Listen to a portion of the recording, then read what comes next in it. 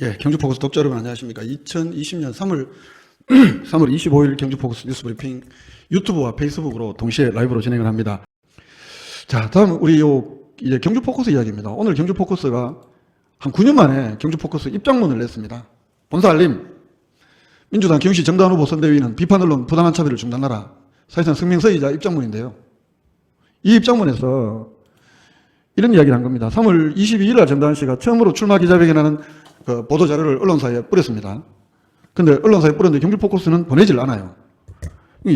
일종의 흐름이 있잖아요. 취재 거부하고 있고, 차단해 놓고 있고, 문자 메시지도 차단해 놓고 있고, 후보라는 사람이 SNS도 저는 못 보게 차단해 놓고 있으니, 보도자료 이거 안 보낸 것도 당연히 그 흐름 속에서 안 보낸 거다. 그건 상식이잖아요. 그렇게 생각할 수 있는. 너무나 합리적인 의심이고. 그래서 전화를 했습니다. 하니까, 처음에는 메일 주소를 몰라서 못 보냈다 그래요. 근데 메일 주소는 모를 수가 없는 것이, 제가 인상 안 쓸게요. 이게 인상 쓸 일도 아니고. 참 답답해서 그렇습니다. 답답해서. 자, 메일 주소는 모를 수가 없는 게요. 제가 다른 데 메일 들어왔다는 이야기를 듣고, 정당 후보 선거사무장께, 이 선거사무장에 보낸 메일입니다. 경주포커스 김종덕입니다. 보도자료 보내는 것도 선별적으로 하시나요? 혹시 넣었는데 경주포커스만 받지 못했습니까? 라고 이렇게 물었습니다. 물었더니 얼버무리다가 나중에는 우리가 보내야 된다는, 안 보내는 권리도 있는 것 아니냐 이렇게 이야기를 하더라고요. 보도자료를 안 보낼 권리가 있다 이거죠. 예, 좋습니다. 보도자료를 안 보낼 권리라. 이게요, 오늘 제 입장문에서도 그렇게 썼습니다만, 일반 사기업이나 그냥 사회단체나 이런 데 같은 보도자료가 뭡니까? 보도를 해달라고 보내는 게 보도자료인데, 일반적인 사회단체나 기업이면 내 물건 아니면 홍보하고 싶은데 내가 이 언론사 싫어서 홍보하기 싫으면 안 해도 되는 겁니다. 그런데 정당 후보 선거대책위원회는, 정당 후보는 집권을 하고 있는 여당인 더불어민주당의 후보시잖아요. 더불어민주당의 후보는 더불어민주당이 경주에서 어떤 비전을 가지고 어떤 발전을 시켜보겠다든지, 또는 더불어민주당의 국회의원, 집권 여당의 후보는 경주에 대한 어떤 정책을 갖고 있다든지, 이런 것은 시민들이 알아야 될 정보입니다. 유권자들이 당연히 알아야 될 정보입니다. 이건 그렇기 때문에 취사선택을 할 수 있는 문제가 아니죠. 적어도 언론에게는 우리가 법에 의해서 등록된 언론사라면 그건 공이 보내줘야 되는 게 맞죠. 더구나 지역에서 활동하는 언론사들인데. 제가 국회 취재하고 그러지 않잖아요. 경주에 나온 국회의원들 취재를 하고, 경주시를 취재를 하고, 시의회를 취재를 하고, 경주포커스가 어떤 제목도 경주포커스지 않습니까? 저희 신문사 이름이. 근데 왜 보내질 않나요? 그렇게 메일 주소를 몰랐다, 그걸 토당토 아는 것이고, 나중에 보내지 않을 권리가 있다고 말씀하셨던 그 부분, 결국은 취사 선택을 했다는 이야기입니다. 경주포커스에 보내기 싫어서 안 보냈다는 이야기잖아요. 그걸 말을 그렇게 돌려서 어렵게 합니까? 이건 경주포커스 독자들에 대한, 그리고 시민들에 대한, 우리 독자들도 경주 시민들이 99%이기 때문에 명백히 알 권리 침해입니다. 그걸 제가 오늘 입장문으로 이야기를 했던 겁니다. 그리고 이 보도자료 제공이 무슨 특권이냐 여기거나 특정 언론사에 일방적으로 보내고, 또는 그걸 통해서 길들일 수 있다고 생각하는 이런 구시대적인 언론관, 이거 그야말로 퇴행적인 언론관이거든요. 전두환 때나 가능한 이런 식의 언론관을 지역 국회의원, 그것도 더불어민주당의 캠프에서 갖고 있다면 이게 정말 심각한 문제이지 않겠습니까? 부당한 차별이고 명백한 탄압이다 이겁니다. 그래서 작년 6월 달에 그 기사에 대한 앙심이 아니냐, 여전히 그렇게 생각하는 거고, 왜 그러냐면 계속 취재 거부했고 이번에 보도자료 제공까지 안 하는 걸로 이어지고 있기 때문에 저는 당연히 그렇게 의심을 하는 겁니다. 그래서 보도자료 제공 중단, 취재 거부, 이것은 비판 언론에 대한 치졸한 보복이자 부당한 차별이고 명백한 집권여당 후보의 비판 언론 탄압 행위로 저는 규정을 합니다. 했습니다, 아침에.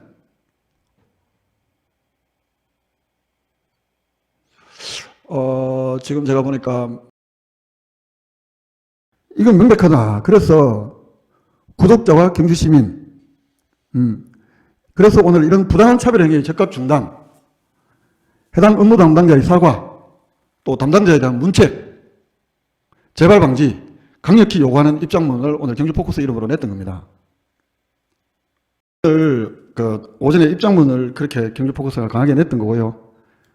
그리고 여러 언론에서 지금 언론사들도 이런 문제들에 대해서는 좀 공동 대응을 하겠다 이런 입장들도 있고 해서 아마 취재도 많이 하고 얼만큼 했는지 모르겠습니다만 저한테도 물어온 언론사들도 있고 어쨌든 내일 또 어느 정도 보도가 될지는 모르겠습니다만 그런 상황이 있습니다. 그래서 저는 정당 후보의 공개 사과, 취재 거부에 대한 그리고 그 보도 자료를 가지고 장난친 사무장의 문책을 그리고 재발 방지를 강력히 요구를 하는 겁니다. 요구를 했고요. 그랬더니 그쪽 캠프 쪽에서 오후에 만나자. 다 이야기는 할 수는 없습니다만 후보와 얘기를 좀 했으면 좋겠다. 그래서 저는 후보자가 그동안 취재 거부에 한 거에 대해서 이런 삐뚤어진 언론관에 대해서 분명한 사과가 있어야 된다.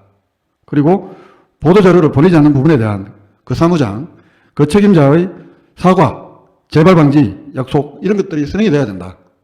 라고 요구를 했습니다. 요구를 했더니 시간이 제가 정확히 기억이 안 났어요.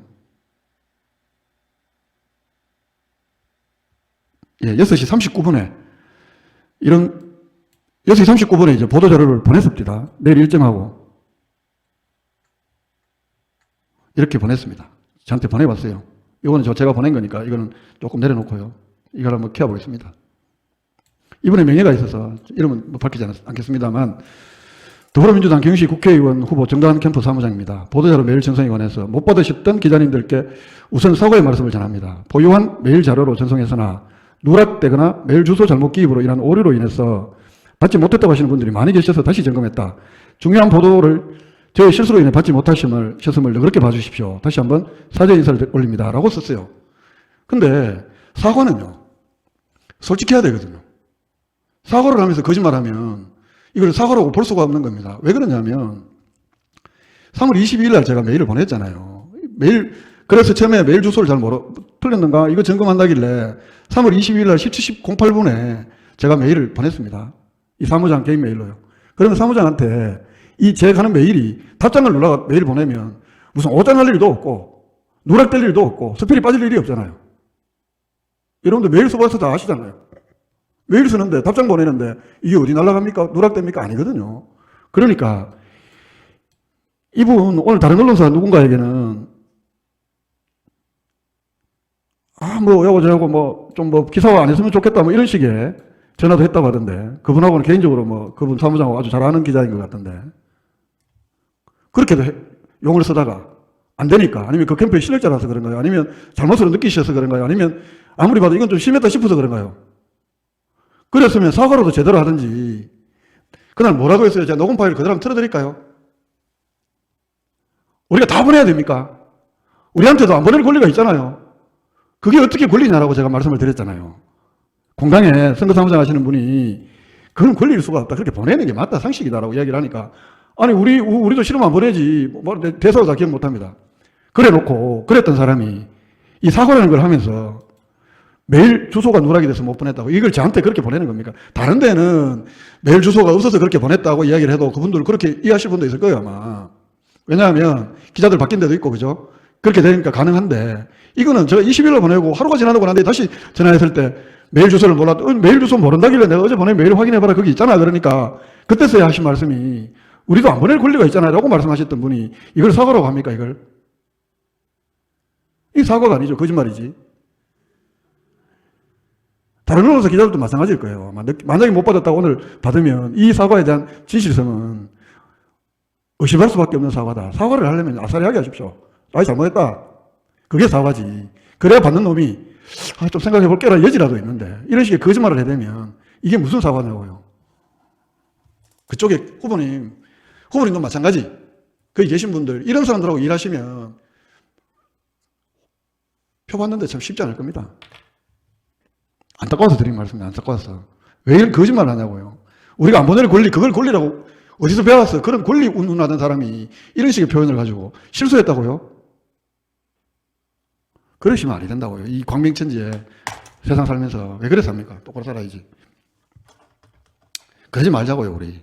제대로. 편가르지 하지 말고 남북이 갈리고 동서가 갈리고 보수와 진보가 지금 막 어른어른 판에 그래도 우리나라가 내전 안 나고 있는 나라 중에 하나잖아요. 물론 남북 간에 엄청난 내전을 겪었지만 한국 사람들이 순한 거예요, 많이. 잘해보자고. 어떻게 그럽니까? 왜 거짓말을 하고 그러냐고요. 손바닥으로 하늘을 가를 수 있다고 생각을 하세요? 그렇지 않습니다, 세상은. 예. 아유, 이게 제가 제 얼굴은 안 나오긴 안 하고 계속 엉뚱한 소리 하고 있었네요. 참, 이야기를 하고 있었네요. 예. 김동수님은 아직도 중앙에서 지방위에 군림하는 행태는 개선되어야 된다고 생각한다. 그리고 당만 보고 투표하는 행위도 들여다봐야 한다. 이런 의견 주셨고요.